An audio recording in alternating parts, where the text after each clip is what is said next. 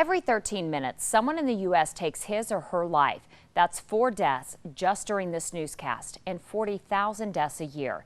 In this month's Health Check report, Cerise Cole talks about a subject many say is not discussed enough. For Sandy Olson, I knew the night that I met him. it was love at first sight. And my daughter was home from college that weekend, and I said, "You're going to think I'm crazy, but I just met your stepdad." After that night, she and Yvonne never spent a day apart and soon vowed to spend the rest of their lives together. But life And he just started having depression periods. took a solemn turn. And I think it's probably was going on longer than we really realized.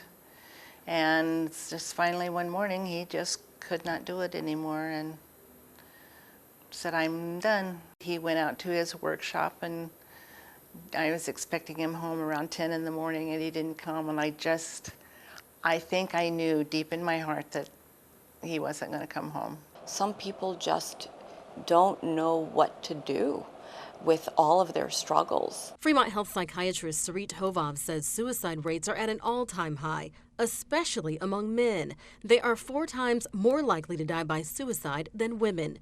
A lot of the times it starts out with simple things like poor sleep, the beginning of depression, withdrawing from family, withdrawing from friends.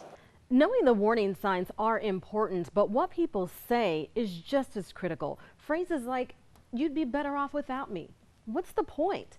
"I can't take it anymore," or "I'm tired of the pain," are huge red flags. People may also talk about feeling trapped or being a burden. They need to know that's not the case. Things are not hopeless.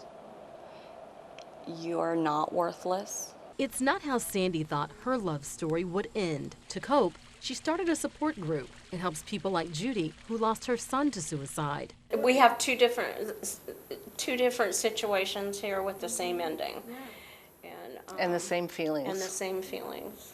Feelings of love and tremendous loss. In Fremont with photographer Dustin Dales, Cerise Cole, WOWT 6 News. Suicide is now the second leading cause of death for people ages 15 to 34.